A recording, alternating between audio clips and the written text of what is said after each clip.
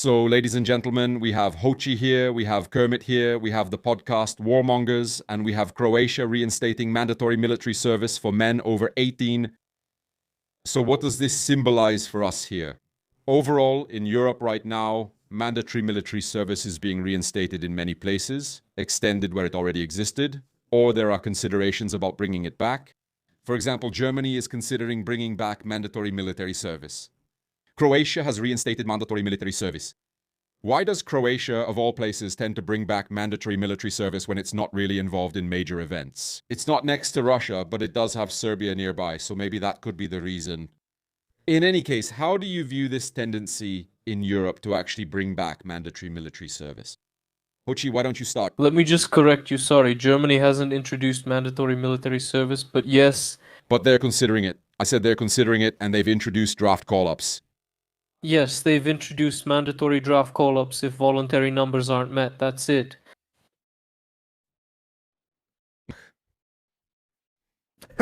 Yeah, you could put it that way, yeah. Yeah, basically. And they've been feeling threatened by Serbia for quite some time now. And the conflict in Ukraine just emphasized the need to have the capacity to defend themselves. Yeah, if we take Croatia as an example, about how many are there? 1.5 million people of conscription age out of 4 million. Do you know that, or are you guessing? I'm guessing I know that Croatia has a little over 4 million inhabitants, yeah. Which is surprisingly few, isn't it? Which is surprisingly few. Yeah, at the same time, Croatia had mandatory military service until around the turn of the millennium. In fact, after Yugoslavia broke up, they started addressing it. They abolished compulsory military service in 2008, so they were 4 years later than us. On the other hand, it's some kind of reaction from European countries to developments in the world, because they started to realize that a professional army of tens of thousands of people, which in our country is primarily set up as an expeditionary force, will not actually protect us. I agree that basically the professionalization of armies, which came to the Czech Republic in 2004 and swept across Europe like a wave, is based on the mistaken belief that wars between states are a thing of the past, and that any future wars will be fought either against insurgents or terrorists, or simply somewhere in the African bush. Against some bargain basement states, and that it will never be a war against a technologically equal opponent. That this is the end, and if it were to happen, if it were going to happen, there would be a warning period, I think it was said, of 10 years. So even before there was a lot of pressure within the North Atlantic Alliance to hone those abilities like rapid deployment, small special units, and so on. And basically the Americans and everyone else was saying, look, there's no point in building a large tank force, there's no point in building a big infantry force, there's no point in building large armies, that's useless, that's too expensive, let's focus on small elite armies. That was the idea, but it turned out to be a mistaken one. Well, it was a reaction to the current times. Well, yes, but the idea that we would have time, that there would be a warning period of 10 years, it seems to me that the warning period was about those 10 years. In fact, it was even longer. Since 2008, starting with Georgia, we basically had a warning period, so 14 years, but we decided not to take it into account, especially our politicians. Sure, but I would rather take a different approach, the approach that we are in NATO, and if someone attacked us, we would just need to hold out until our allies come to help us. Yeah, at the time of abolishing the military service, it was connected to joining NATO. And there the doctrine is that we just need to hold out for a while until all our allies come to help us. That means we don't need such a large army. Yeah, we can cut these military expenses and put them where we need them, like for some agribusiness baron. Maybe for someone like that. I understand. Yeah, so this was the aspect that we believed back then that NATO would work. And at this moment, that confidence is significantly lower, and that can also create pressure to restore military service. Yeah, exactly. Because you can see for yourself that the situation in Ukraine, which is actually really close to us, if you measure it point to point, it's only 300 kilometers away. Yeah, in fact, from Ostrava, it's a shorter distance to Ukraine than to Prague. Yeah, that's true. So some people already feel that it's really close. That's why there can also be pressure for stronger defense capabilities. Yeah. And what other way, besides mandatory military service, is available to increase and quickly boost our defense capability? Do you understand how to do it differently other than by introducing mandatory military service? Because it seems to me that in Czechia, for example, we still strongly resist mandatory military service, even though in Scandinavia it's not a problem at all, and in Croatia they've reinstated it. And Croatia isn't exactly an extremely wealthy country, right? The end. Is it because we're a cursed nation? A cursed nation, fair. And are there any other arguments and possibly a way to replace mandatory military service? Look, a big argument against it is that we don't have the capacity. We don't have the capacity, we don't have the finances, that's it. We also lack airports for the F-35s, so I don't think that's a valid argument. That's like right now at this moment, yes. Of course, increasing or introducing conscription or at least draft registration like the Germans have, which is kind of an intermediate step that Czech society could probably accept. That if the ranks weren't filled voluntarily, then draft notices would be sent out. Which is probably feasible in Czechia, but the problem is that there isn't enough capacity for it. So we need more money for defense. We need to put more money into defense, set a goal for the next years. For example, in the next 5 years to build up the capacity so that the army can effectively expand by, I don't know, maybe 20,000 more professionals. Only after we achieve this goal in 5 years and are equipped for it can we start increasing the numbers. Okay. Of course, the discussion about mandatory military service in the Czech Republic is, from my point of view, unfortunately, basically buried because it's hardly even considered here. It's hardly even talked about, which honestly seems absolutely crazy to me. Yeah, that here and in Slovakia, nothing like that is being discussed. Poland also has its own problems with recruitment, but even with their issues, they still have at least around 150,000 to 200,000 soldiers. Bases, some tanks, they have something, you know. So even though they have few soldiers, fewer than they need or want, at least they have something. But our situation is really dire, our army is terrible. And it seems to me that we have no ability to increase our combat capability quickly enough unless we go about it forcefully and force people to do it, you know. So in my opinion, it's impossible to do it voluntarily. And nobody really talks much about mandatory service here, so effectively we're doomed to be weak and completely useless. I disagree. I like the way they solved it in Denmark. The Danes don't have mandatory conscription, but over there it's basically like a lottery, you know? There, you simply have a certain number of people of conscription age, and the army needs a certain number of people. If those capacities aren't filled voluntarily, then Denmark has a law that simply a lottery is held, and those people are called up, but they do get some kind of benefit from it. At the moment when they complete their de facto mandatory military service, they get, for example, tax benefits from it for a certain period. That sounds good. And I just wanted to ask you, to compensate for the fact that instead of being at work or at school, mainly at work because university students are not drafted, instead of being at work, you get a salary and you also get a kind of tax bonus for having been in the army and not being able to develop your career, so to speak. I like this, and for that reason, I'd like to ask how you would see the best form of mandatory military service for the Czech Republic. You've already mentioned it here. Actually, my idea is very similar. I would just approach it by saying, okay, let's agree on it and actually do it. So we would also make the preparations, provide the facilities, those kinds of things, you know. So we say that we want 20,000 people a year to go through military service, you know.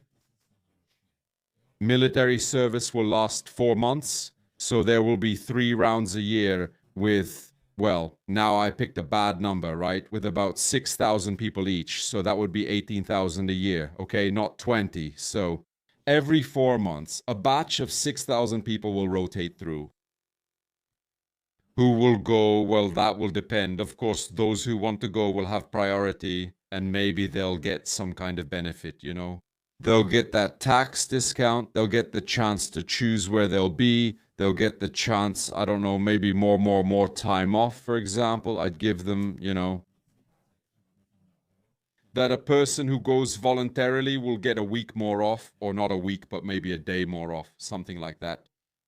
And on top of that, I'd say that if you go voluntarily for that assignment, besides getting compensated wages, you'll also get a little extra money, you know. So these people who would go voluntarily would get some kind of advantage. And then, if there weren't enough volunteers, there would be a national lottery, and ID numbers of everyone aged 18 to 35, for example, would be drawn, so that it would cover everyone who has never been in the military, which maybe should be up to 40, for example. I'm not completely sure. How old is the youngest age group that still went through military service? How does that work out? If they were 18 in 2004, how old would they be today? 30? Around 35, right? 35? Okay, fine. So let's say 30, 35 years. Well, 30, yes. So we can just skip 5 years of weaklings, right? So the lottery would be for ID numbers for people aged 18 to 30. And so I could go even though I'm 28, right? So some chick who's 21 could go. It would be for men and for girls. And so that every round would have a mix, you know, young guys, older men, women, girls, all of that. So the whole spectrum of the population would go through the training. And mainly so you wouldn't get those young guys cliques, you know what I mean? Because that creates a more toxic environment, a weirder environment, and at the same time, it means it's not an effective or credible simulation of war or mobilization. Because when you're mobilized, you don't just serve with 18-year-old guys either, right? You serve with women, with older men, with younger ones. You have to get along together somehow. So I think that a general lottery like this across generations could actually serve pretty well as a link between different generations and overall prepare society and even connect society more across generations. You know what I mean? So it could work partly as preparation for some kind of conflict. You won't learn that much in 4 months, but at least some basics. And the state would at least have an overview of who is capable of what and how many people actually know anything. And at the same time, it could serve as a way to bring society together. At the same time, I might also include the option that if you don't actually want to join the training, so you could just serve your 4 months, then I would give the option to join specialized training. But with a condition like if you don't want to be drafted and you complete the special training, then you'll have to serve in certain cases, etc. What do you mean by special training, for example? I mean, for example, if someone wants to operate drones but doesn't want to enlist and go through the standard training. Sure. So you just go through special training. You say, look, I don't want to run around the woods in camouflage. I just want to learn how to pilot a drone. Yes. So basically, you wouldn't spend 4 months running around the woods in camouflage, but it would have to be compensated by something like, here you'll get training, but then you would have to start working in this unit, for example. Yeah. Plus, of course, I would probably compensate for that by making sure that before you were selected for the training, they would have to conduct draft screenings, right? Draft screening is basically determining whether you're even eligible for military service. And from that, for example, some people could be excluded. I don't know, like sick people, of course, maybe university students, workers in critical infrastructure where there is a shortage, for example. police officers, firefighters, doctors, and so on. So you would designate certain professions. You would say, for example, that people who work in these professions are exempt from military service. You understand? Yeah. We have a law for that. What? We have a law for that. You see, The state cannot draft firefighters, police officers, and workers in critical infrastructure and the emergency services. yeah, but I would expand it like, I don't know, they can't draft the mother of a 5-year-old child, you know? Yeah, sure. Like, so it's not completely draconian, but so that something actually happens. Then there's a law, I think, that says you can't draft 3 generations from the same family. Yeah, I understand. That means the grandfather, father, and son can't all go into the army at the same time. Yes. Or to war, yeah. I don't know how that applies to the draft. Yet. Well, anyway, this is just my personal idea of how I'd probably like it best, so that it's also a bit fair to those guys, right? Because I understand that if they were to introduce mandatory military service now, the kind where you go at 18, it would just be really unfair. Because here you just have a generational gap of 20 years when they didn't have to, and now suddenly they do again. So I would say it would be much better if it was for both guys and girls, for people from 18 up to, say, 35. Yeah, so you cover it nicely. Evenly. Plus, there's a suggestion here that someone could buy their way out of service. Definitely not. Definitely not. On the contrary, I would say that the landlords should be the first to go. Just like in the Middle Ages. Basically, as soon as you own property, you're the first in line to have military training and the ability to defend the country in which you own property. I like that. The moment you have a house, you get a horse and go to the front line. Yes, that's right, and armor. Yes, so we'll solve the housing crisis by introducing mandatory military service. For people who own property. Yes, exactly. They'll want to get rid of them, right? Yes. That's right. That's brilliant. No, isn't it? It is. It's brilliant. It's amazing, isn't it? Is it? That's right. 2 brothers and a father, or 3 brothers, like in Private Ryan. Oh, okay. So, any other suggestions on how to make our country great and strong besides mandatory military service like this? So, conscription from the previous regime. Well, that didn't make us, our country, strong or great. So, obviously, it didn't work.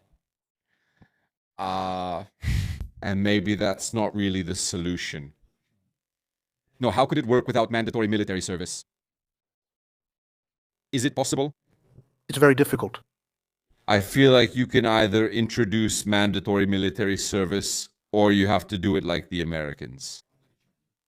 Just abolish the welfare system and tie it to military service. That's it. Well, America mainly relies on those incentives too, right? Yeah, that's what I'm talking about, right? Here, you actually have no reason to join the army. In America, it's like, okay, you're poor and just dumb, man, so join the army and you have a chance to make good money. They'll pay for your school. You can build a career, right? Here, it's like college is free, healthcare is free. If you're not smart, you could just be a garbage man. Whereas if you got rid of these social benefits that are unconditional in Czechia and made them conditional on, say, military service, then you could do it that way.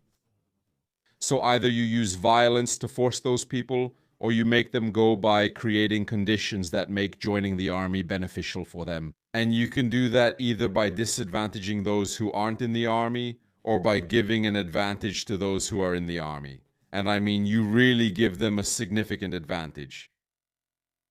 Positive motivation always pays off more than negative motivation. So it's better to give a soldier a cake than to give a non-soldier a whip, right?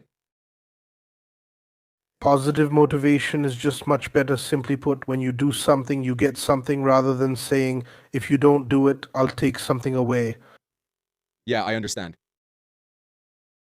If you don't do it and I take something away, isn't that just like mandatory military service? Because if you don't join the army, it means I'll take away, I don't know, your freedom, or you'll pay a fine or something.